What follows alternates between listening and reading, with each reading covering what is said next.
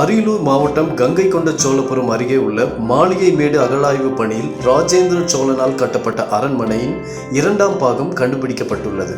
தமிழகத்தில் தொல்லியல் துறை மூலம் ஆதிச்சநல்லூர், மாளிகைமேடு, கீழடி உள்ளிட்ட 7 இடங்களில் தொடங்கப்பட்டது. அதன்படி அரியலூர் மாவட்டத்தில் கங்கை கொண்ட சோழபுரத்தை அருகே உள்ள மாளிகைமேடு என்னும் பகுதியில் அகழாய்வு பணிகள் தொடங்க அறிவிக்கப்பட்டது. இதனையொட்டி மாளிகைமேடு மற்றும் கங்கை கொண்ட சோழபுரத்தில் உள்ள பிரகதீஸ்வரர் கோயில் உள்ளிட்ட இடங்களில் தொல்லியல் துறையினர் பார்வையிட்டு அகழாய்வு பணியில் மேற்கொள்ளும் இடங்களை ட்ரோன் கேமரா மூலம் இடங்களை ஆய்வு செய்து தேர்வு செய்தனர். அதனைத் தொடர்ந்து கடந்த மார்ச் மாதம் முதற்கட்டமாக அகழாய்வு பணிகள் தொடங்கி நடைபெற்று வந்தது.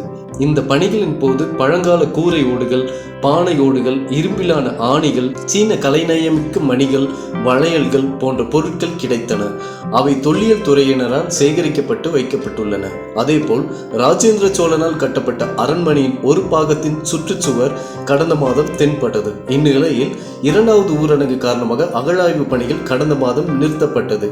பின்னர் ஊரடங்கு தளர்வு அறிவிக்கப்பட்டதை தொடர்ந்து கடந்த 14ஆம் தேதி முதல் மீண்டும் தொடங்கியது. இதைத் தொடர்ந்து அரண்மனையின் தொடர்ச்சியாக 2ஆம் பாகம் தற்போது கண்டறியப்பட்டுள்ளது. இன்னும் சில மாதங்களில் அரண்மனையின் மற்ற பாகங்கள் கிடைக்க வாய்ப்புள்ளதாக தொல்லியல் துறையினர் தெரிவித்துள்ளனர். மேலும் 1ஆம் ராஜேந்திர சோழன் ஆட்சி காலத்தில் மாளிகைமேடு என்னும் பகுதியில் தான் அரண்மனை அமைந்திருந்ததாக வரலாற்று குறிப்புகள் கூறுகின்றன. அந்த வகையில் தற்போது அரண்மனையின் 2வது பாகம் கிடைக்க பெற்றிருப்பது சோழர் காலங்களில் வரலாற்று சுவடுகளை உறுதி செய்கின்றன. மேலும் சோழர்களின் வரலாறு, அரிய பொக்கிஷங்கள் இன்னும் கிடைக்க வாய்ப்பு இருப்பதாகவும் தொல்லியல் துறையினர் தெரிவிக்கின்றனர்.